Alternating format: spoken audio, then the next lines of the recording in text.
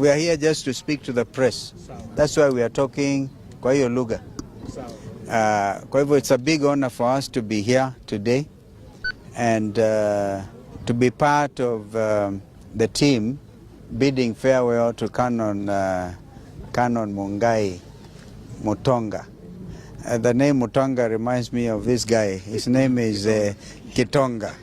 It's the same kind of name. Who has served with such distinction, was even able to be sent by the bishop to start the diocese of Thika. And so a great honor, and it is clear from the congregation and all the people have come that this is a gentleman to be respected. And the good thing is, or I don't know, they retire at 65 within the Anglican Church. And you heard Bishop Muturi say that next Sunday they'll be installing the new bishop of Machakos.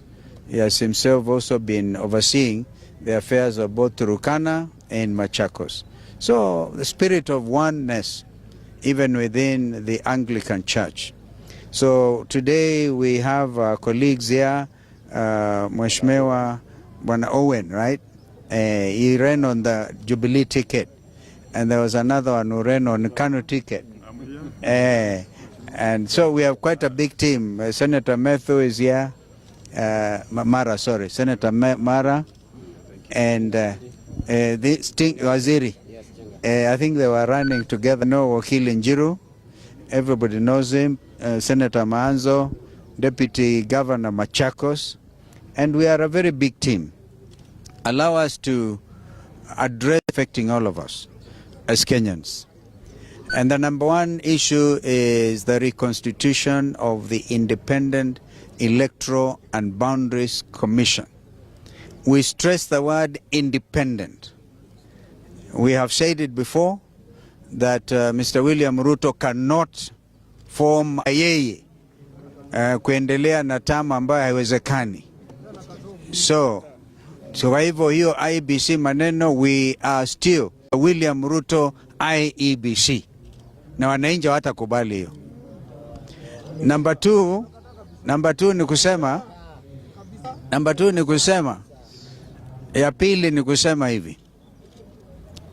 Mimi ni wakili, senior counsel actually, and this friend here, Ndengwa Jiru, is also an advocate. My brother Eugene is an advocate. Kitonga Maanzo is an advocate. All of us are advocates of the High Court. And we are very concerned with the state of the legal situation now before us.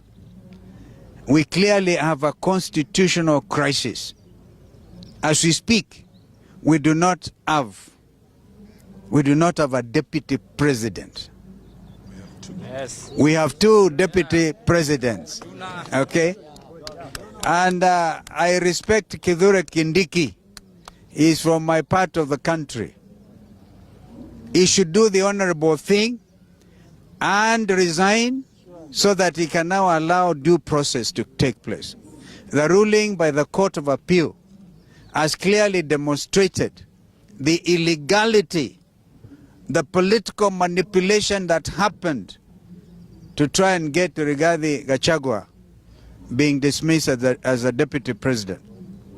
Everybody is subject to the law, but it is now clear that that was politically motivated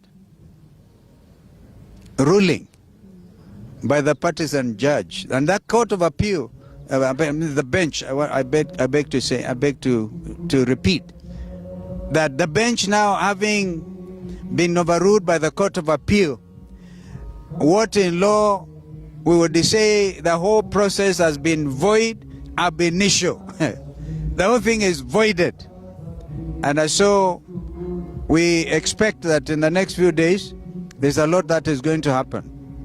And so Kenyans now should be ready to have, or clearly it must be a retrial, but if it is a retrial and the impeachment of Rigathi Gachagua is based on an illegality, if the Deputy Chief Justice did not have the powers to appoint what he would say the impugned bench. Okay? So now this is where we are. In a democracy, and Kenya is a democracy, our friend Kindiki should just step aside and allow due process. Thank you. Maybe my brother, you can say something. Thank you very much. First of all, I would like to congratulate Canon John Mutunga, who is retiring today after 36 years of service to God and His church. It's okay?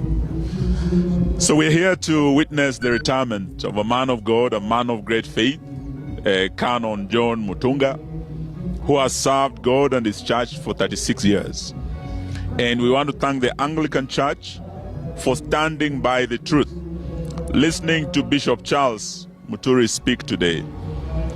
In fact, he has said Pastor Dorcas and Deputy President Gachagua had started the war against alcoholism in Mount Kenya region. That progress was interrupted by an impeachment that has now been declared illegal because of the bench that was formed and that has now been declared an illegality. So today we want to say this as lawyers to Professor Kindiki. You are a lawyer, you have been a lawmaker, you are a professor of the law, you are a teacher of the law. If the law today, your legal status today is that you are illegitimately in office, you are illegally in office, you are therefore an illegitimate deputy president, do the honorable thing, Professor Kindiki, and resign. The law as it stands today and the ruling that has been given means that Kenya has 2 deputy presidents. This is a situation, I want to agree with His Excellency Kalonzo Musyoka, that is untenable. And we cannot, as a country, continue having 2 deputy presidents when our constitution provides for only 1. One has to go. And it means the elected people's deputy president remains Rigathi Gachagua.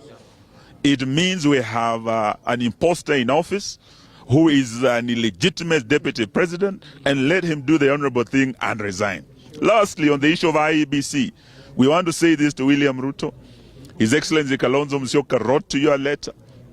He wrote to your partner in the broad-based government, Raila Odinga, and asked that you respect and adhere to the principle of concurrence and consultation with the opposition, as was agreed at Bomas.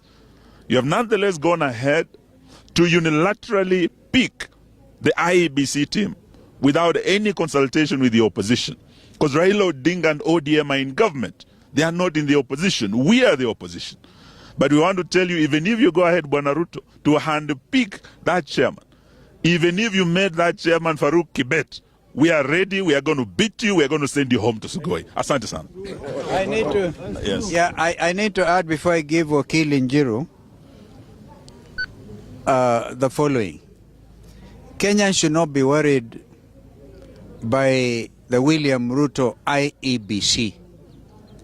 As Eugene has said, we would take him home. And it was not us, it's the Kenyans, the suffering Kenyans, the jobless Kenyans, the Kenyans whose payslips have been reduced to nothing but shambles. So, whether we will now, Kenyans must know that we determine the leadership at the polling station. Yes. At the polling station. We will not wait for William Ruto IBC to pronounce the winner. Kenyans will announce the winner at the polling stations. Asante. Just to mention that pursuant to the Court of Appeal decision,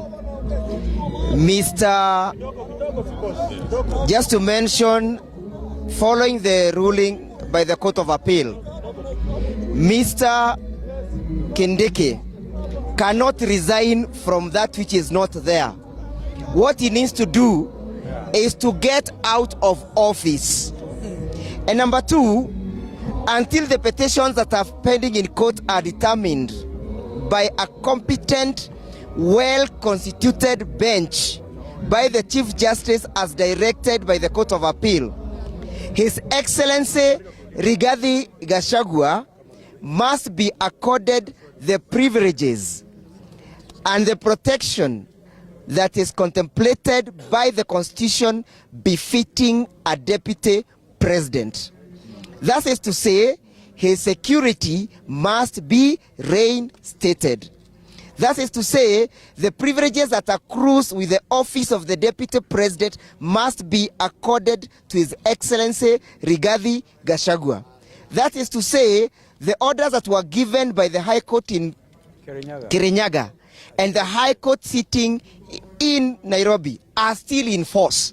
Therefore, those imposters purporting to hold the office of the deputy president, the persons impersonating the office of the deputy president, are holding that office illegally and unconstitutionally. And when we take over government coming 2027 with His Excellency Dr. Kalonzo leading, we shall take those individuals to account for the actions they took while they were illegally performing the functions of a deputy president. Thank you.